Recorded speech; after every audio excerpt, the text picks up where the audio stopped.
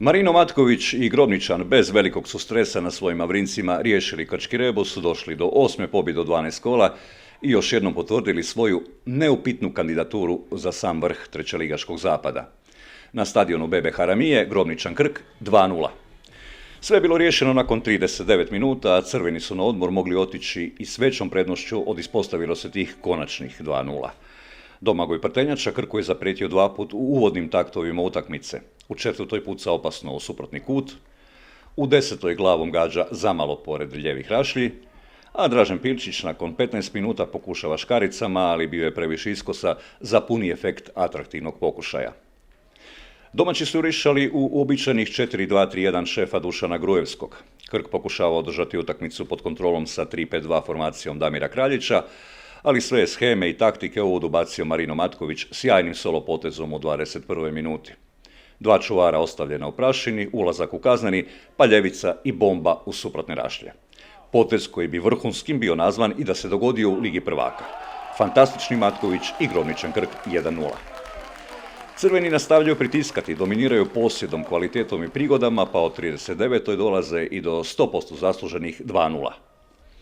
Rupčić šalje visoku loptu na rub krčkog 16-terca, Prtenjača je snalažljiviji od Rudana i vratara Ždralovića koji leti u prazno.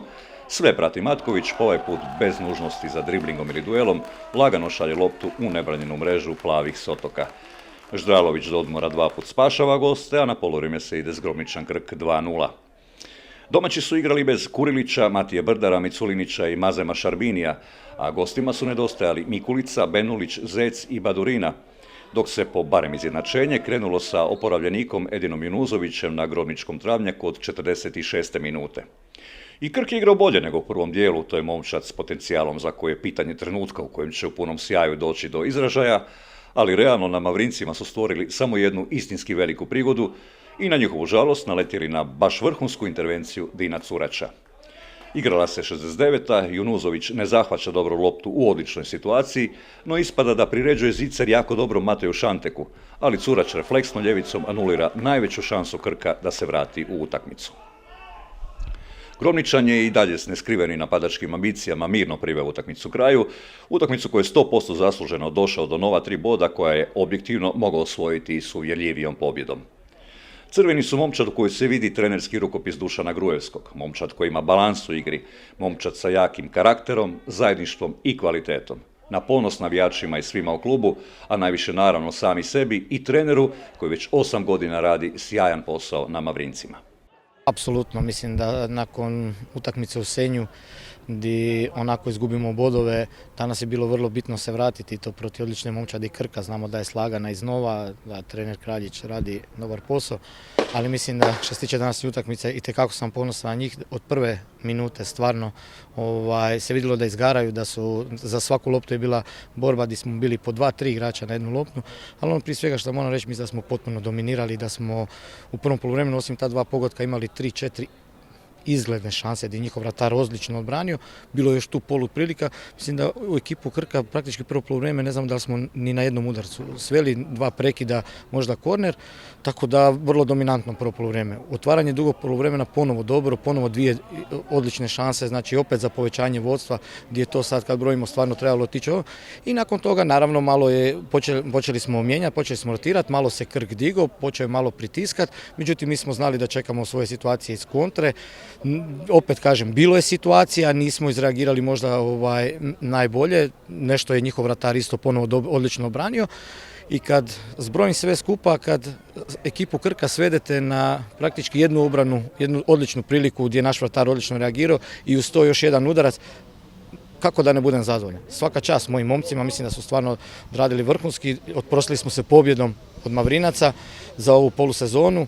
Ništa, evo, idemo se pripremiti za sljedeću utakmicu, imamo sad 7 dana da se odmorimo i da se pripremimo za utakmicu koja nas čeka u Labinu. Damir Kraljić cijeli je život u nogometu, a uz to je maksimalno realan i korektan stručnjak i čovjek.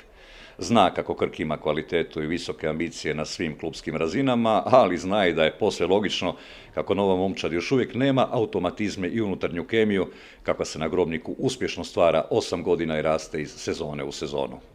Znači Grobničan je jedna ekipa koja je godinama u vrhu i teško je te neke stvari i navike promijeniti. Mentalitet tih igrača, reakcije tih igrača, spretnost tih igrača, trener dobar. Znači oni su, ako su 6-7 godina u vrhu, logično je očekivati da je to ekipa igraju za gol više, znači teško ih je zaustaviti.